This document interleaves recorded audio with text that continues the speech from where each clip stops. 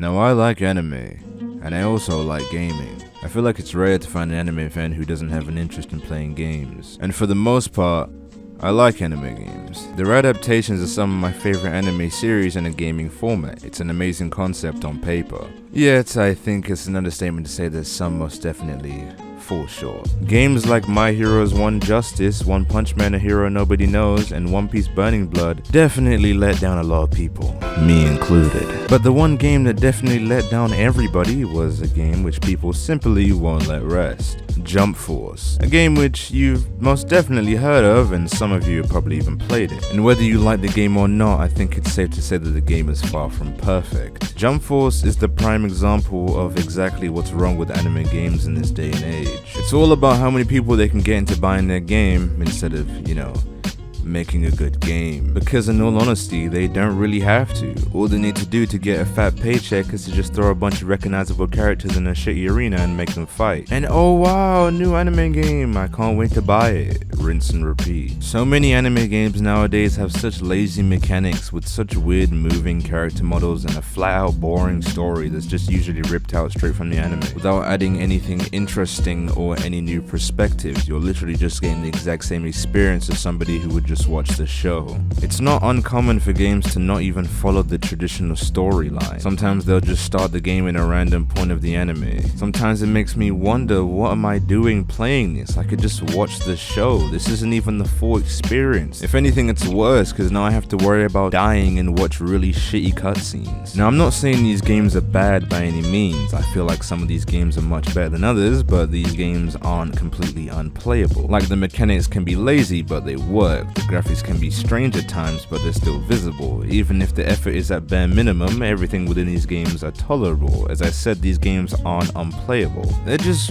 really boring. And by boring I mean they don't stay fun for long. Once the shortly lived honeymoon phase goes away, you're left with the feeling of, why did I buy this game? Using a bunch of recognizable characters and making them fight is marketable and is good for drawing in fans, but it's not very good at keeping them, since the entire identity of the game is based on characters instead of actual gameplay. This is something that 90% of anime games fall victim to, and it's easy to throw the blames on the company for making these games and being so money hungry, but it's kind of your fault for still buying all these mid games. And by mid games, I mean games that are rinse and repeat, like arena fighters. Arena fighters are lazy and simplistic, but all of a sudden, oh, Goku and Luffy are there, and now it becomes desirable. It's like the Thing and Thing in Japan meme, but with anime characters. To put it simply, arena fighters suck. A lot.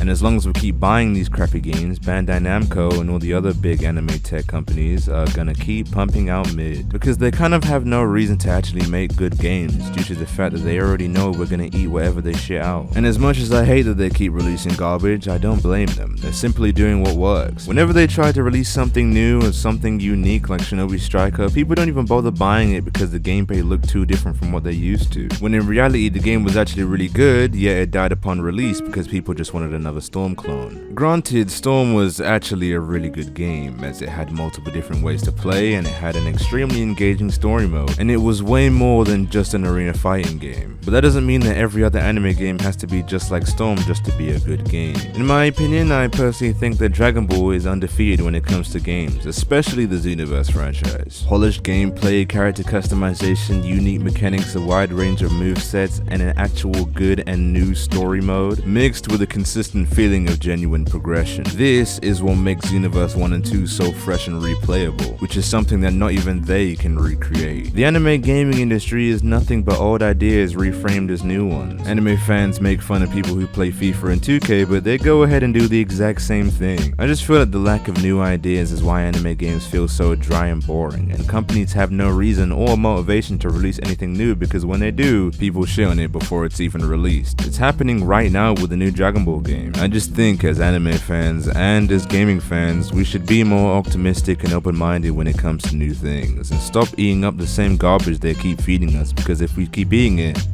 they're not gonna stop feeding it to us. I hope you enjoyed my little anime gaming rant. I just feel like the anime industry when it comes to games is really dried up. I mean, there is a new Demon Slayer game which people are loving, I guess, but I mean, it kind of looks like another Storm clone to me, so but I don't know, I'll just have to see when I finally get it. I mean, it looks fun. I saw this video and it was like a guy and he had a mod of like Shinobu and she was But with all that said, I hope you did enjoy. If you liked the video, then leave a like. If you disliked it, then degrade me in the comments. But until next time, make sure to drink your water and get enough sleep at night.